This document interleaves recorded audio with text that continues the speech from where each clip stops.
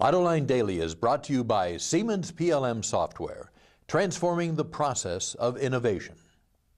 Here are today's top headlines. Profits take a tumble at Honda, GM wants immediate money from the feds, and concept cars take the stage at the Sao Paulo Auto Show. Up next, we'll be back with the news behind the headlines.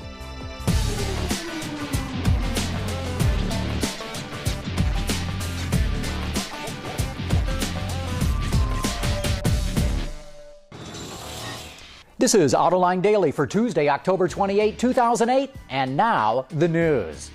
The Detroit Free Press is reporting that the U.S. Treasury is considering providing significant financial aid to the American automakers. This goes well beyond the $25 billion in financing the government will make available for the Detroit Three to retool their plants for more fuel-efficient vehicles.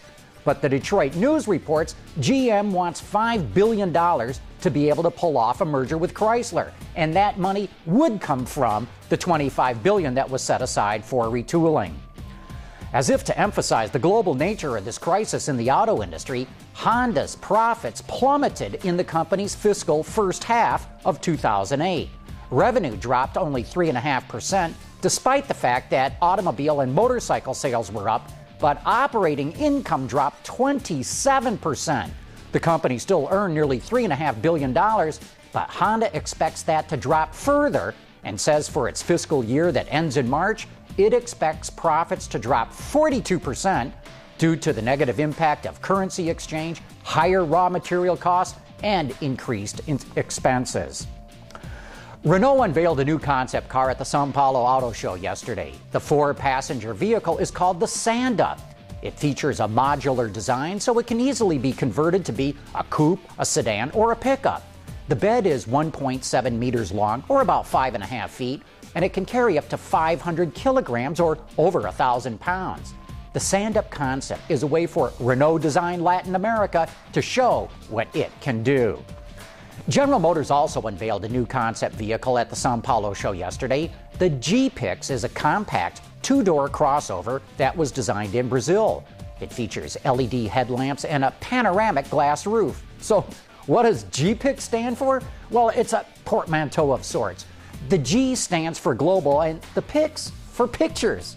I'm not sure what that's got to do with cars, but hey, it's a concept.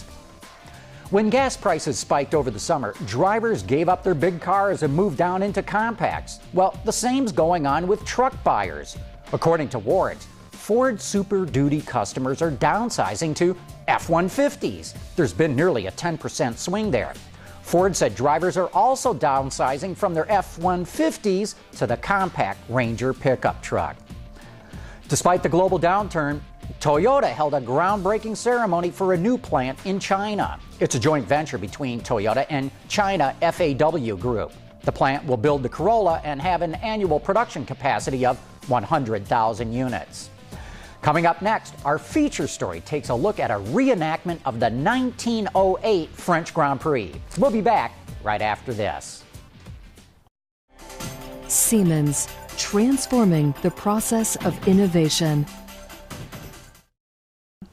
2008 marks the 100th anniversary of the 1908 French Grand Prix. It was called the Race of the Century, and it was one of the most important contests in the history of motorsports. To celebrate the centennial, owners of period-correct race cars were invited to Dieppe in France to compete in a historic reenactment of the event. I can hardly imagine how they kept up the speeds of 170, 180, and to do 770 kilometers, 10 laps in that Grand Prix alone with your mechanic, and you had to change tires all the time, you had to stop for fuel, and you still did an average of 111, and that to me is just very, very difficult to imagine that anybody could do that today. The challenges faced by early race drivers were just incredible. Imagine zipping around a race circuit at 100 miles an hour in a rickety open car with no safety equipment, no power steering, and only brakes on the rear wheels. In case you're wondering, a Mercedes took the checkered flag back in 1908, while two Benzes finished second and third. And that's it for today's top news in the global automotive industry. But don't forget, you can get podcasts, transcripts, and a whole lot more on our website, AutolineDaily.tv. Thanks for watching. We'll see you tomorrow.